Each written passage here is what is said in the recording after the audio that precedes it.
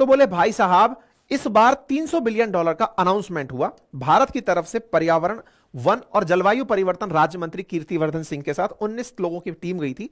और हमारा असली फोकस कुल मिलाकर यह था कि क्लाइमेट पर प्रवचन देने से पहले क्लाइमेट फाइनेंस की बात करो, पैसा कैसे दोगे, हमको फाइनेंस कर दो, हम सब काम संभाल लेंगे। तो ऐसे में ये सारी बातें लेकर हम पहुंचे और दिमाग में एक पिक्चर लेकर पहुंचे कि देखो हम लोग वो हैं जो कि डेवलपिंग कंट्रीज हैं। डेवलप्ड कंट्रीज ने, जिन्होंने, यूरोप ने, अमेरिका ने, जापान ने, इन्होंने जो अंध मचा करके रखा था, पूरी तरह से जो पॉल्यूशन फैलाकर रखा था, उससे अगर मुक्त होना है तो भाई साहब बहुत ज्यादा जरूरी है। क्या जरूरी है? कि आप लोगों को पैसा खर्च करना पड़ेगा। इन लोगों ने हमारे ऊपर एक गिल्ट डाल दिया। गिल्ट क्या डाल दिया? हम लोगों से कहा कि China, India, European union, Brazil और अमेरिका ये मिलकर के दुनिया का 50% कार्बन डाइऑक्साइड उत्सर्जित करते हैं। मुश्किल से 5-7 ग्रुपों के नाम ली दिए कि तुम लोग मिलकर के दुनिया का 50% कार्बन डाइऑक्साइड उत्सर्जित कर रहे हो। तो भाई असली जिम्मेदारी के भागीदार तो तुम भी बनो। मतलब हमारे ऊपर यह डाल दिया गया कि तुम्हारे को फाइनेंस की जरूरत है, समझ में आया। लेकिन चाइना इकलौता दुनिया में जितना पॉल्यूशन हो रहा है उसका 34% अकेला निकालता है। फिर यूएस 12%, इंडिया 7.5%, रशिया 4.5%। बोले इस आधार पर तुम लोग इतना पॉल्यूशन फैला रहे हो। पॉल्यूशन फैला रहे हो, इसका मतलब यह है कि तुम्हारी भी तो जिम्मेदारी तय हो। अमीर आदमी पैसा दे और चाइना, इंडिया जैसे देश पैसा खा के बैठ जाएं। ब्राजील उनके साथ हो, रशिया उनके साथ हो कि साहब हम तो डेवलपिंग है, ले लो हमको साथ में। तो बोले ये तो नहीं चलेगा। तो इंडिया के ऊपर ये डाला गया कि CO2, SF6, CH4, N2, NF3, HFC, PFC, बोले तुम्हें अगर कंट्रोल करना है तो इस फंड में तुम भी कंट्रीब्यूट करोगे। इंडिया ने कहा महाशय हम कंट्रीब्यूट क्यों करें ये बताओ। तुम तो जब डेवलप्ड हो चुके उसके बाद भी 12% फैला रहे हो।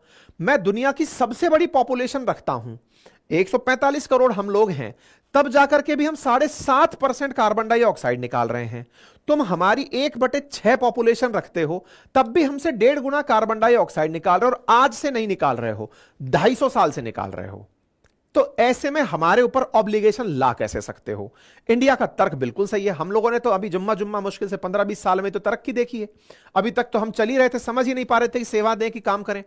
ऐसे में मुद्दा बन गया कि क्लाइमेट चेंज किसके सर पर बांधा जाए। अब इंटरेस्टिंग बात यह है कि पर्यावरण यह सोचकर नहीं बिगड़ता कि तुम अमीर हो तुम पर नहीं बिगड़ेंगे, या तुम गरीब हो तुम्हें डुबोएंगे। वो सबको लेकर एक है, क्योंकि इंसान ने बॉर्डर जमीन पर बनाए हैं, आसमान में बहती हवा पर, बारिश पर किसी का कोई नियंत्रण नहीं है।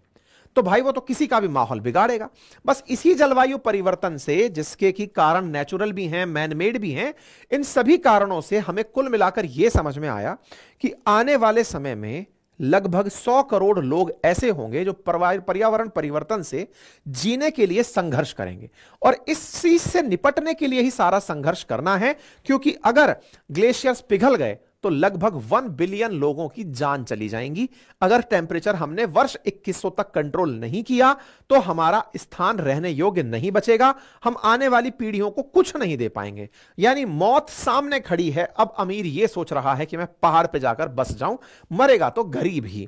पर्यावरण के अंदर जो भी परिवर्तन है यह चर्चा का विषय सबका है, लेकिन जिम्मेदारी कौन ले कि हम 2 डिग्री सेंटीग्रेड से तापमान ऊपर नहीं बढ़ने देंगे, यही सबसे बड़ी चर्चा का विषय बनकर आया।